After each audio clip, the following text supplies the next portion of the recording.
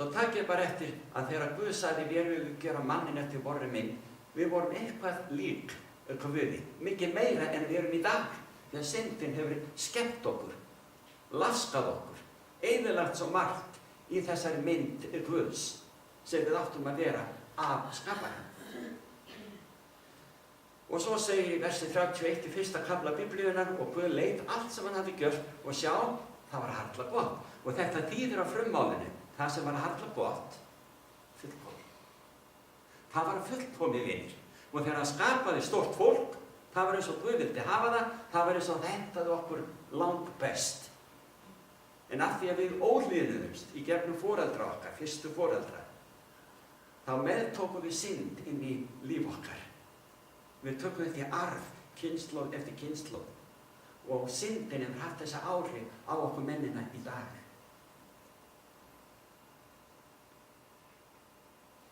Við varum að fara yfir í Filippíbréfið í annan kapítula, þetta er svona vísbending sem við finnum þarna.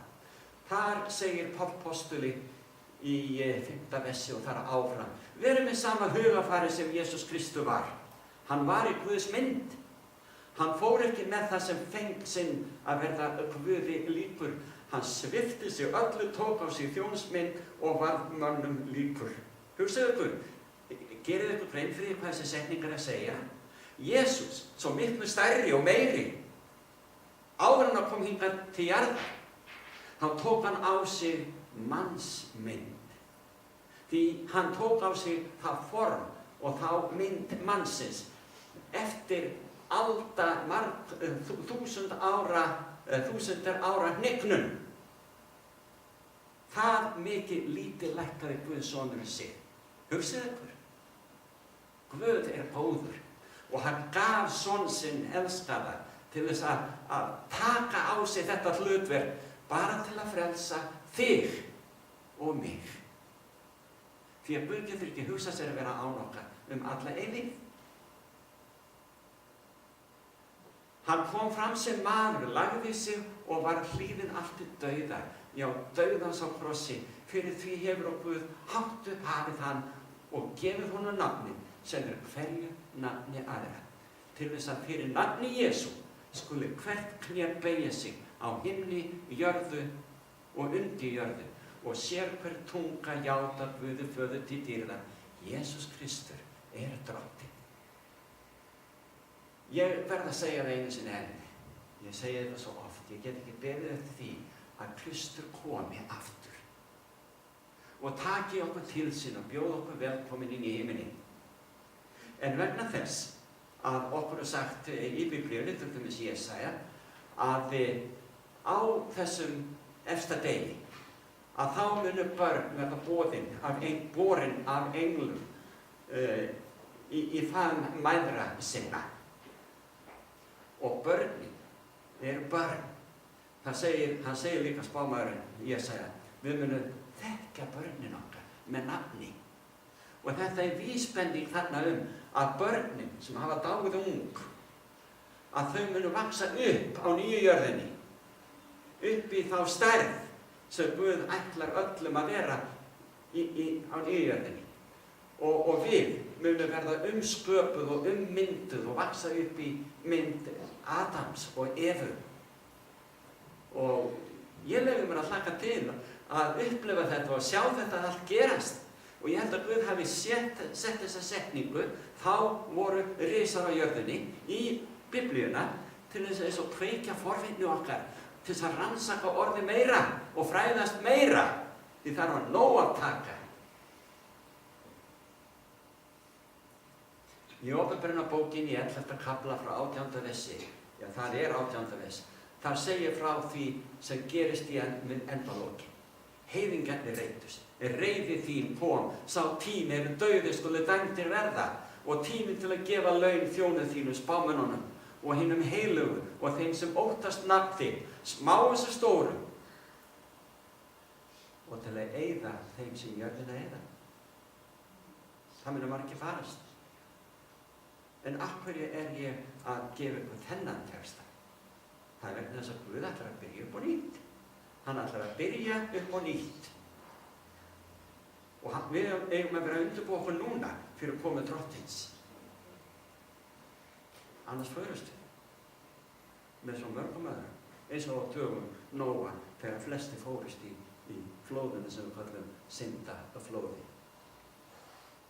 Svo segir í 21. kafla í 5. versi: og sá sem í hásætinu sat, sagði: sjá, ég gjöri alla hluti nýja. Og hann segir: ritað þú, því að þetta eru orðin trú og sönnun. Þetta allt heilaga sannleikur sem við erum að lesa hér og skoða af blöðum rigningarinnar í dag.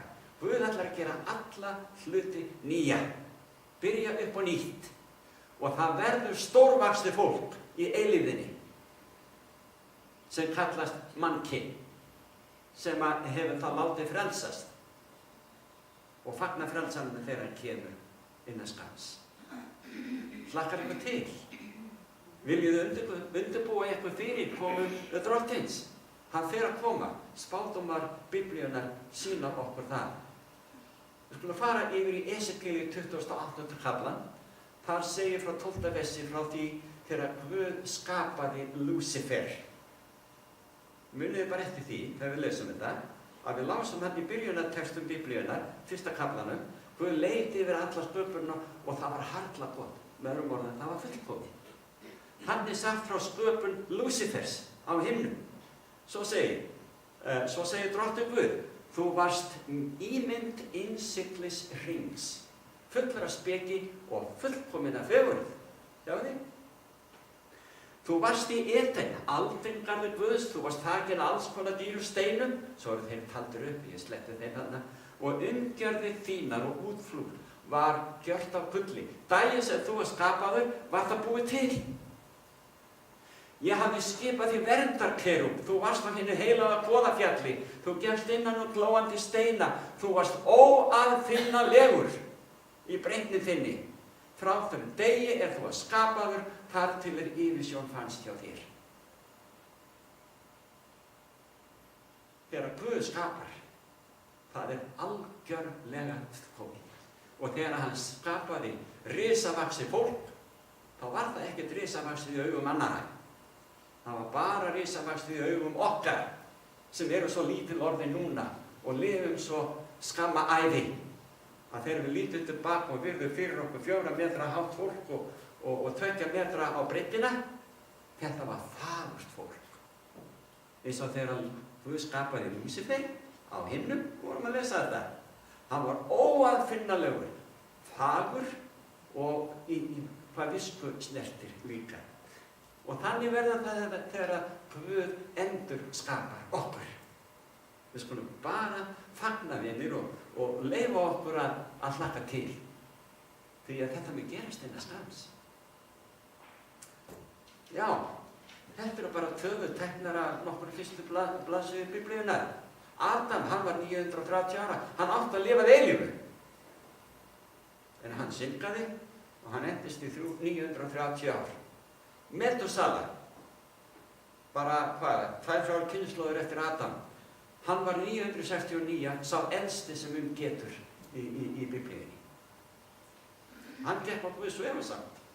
Jared, annar afkomandi, 962 ára gamall. Nói, hann var ekki nema 950 ára. Jæja, hann var bara nokkur árum minna en Adam. Nei, Metusala. Svo segir Kenan, sjáum við hnignunina núna. Hann var 910 ára. Sem, sonur Nóa, hann var 600 ára. Eber, annar afkomandi, skömmu seinna, 464 ára og Serúg, 230 ára. Tara, faðir Abrahams, hann náði ekki nema 205 ára. Og hnignunin heldur áfram vegna syndar. Abraham var 175 ára. Sara, sem við setjum eina konu inn í dæmi, hún var 127 ára. Móse, 120 ára. Sjáum við hnignunina. Og hún heldur áfram. Hún heldur áfram, samkvæmt því sem Biblía segir. Í 90. sálmi Davíðs, frá 8. versi segir: þú hefur sett misgjörðir og vorar fyrir augu þér. Vorar huldu syndir fyrir ljós auglitis þíns. Sjáum við að vera að tala syndir okkar. áhrif hennar á líf okkar. 9. versi. Allir dagar voru hverfa fyrir reiði þinni, ár vor líða sem andvarp. Ævidagar voru eru 70 ár og þegar best lætur 80 ár. Þegar best lætur 80 ár. Eftir þessa dæma á ég rétt rúmlega 1 ár eftir. Ef og horfast í augu staðreyndir. Móðir mín var 95 ára, pabbi var 96 ára. Sumir sem að vildu helst að ég hætti þessari boðun og svona yfirleitt þessu trúboðsstarfi sem hér er unnið. Þeir raunverulega gera sér vonir að ég lifi ekki svona lengi. Og það getur vel verið að þeim verða óskastinni. En vinir, ég vil lifa eilífu og ég vona að þið gerir það líka. Því að þegar Drottinn kemur, þá kemur hann til þess að sækja fólkið sig sem hefur meðtekið hann sem Drottinn lífs þeirra. Og þá fá þeir að lifa, þú, þið, hver sem þið eru, alla eilífð. Og það verður ekki talið í ár. En meðalaldur manna allan heiminn í dag er jafnvel minni en 70-80 ár. Á Indlandi, í Afríku og víða annars staðar er meðalaldurinn svona 50-60 ár, allt niður 40 ár. Og ef við erum að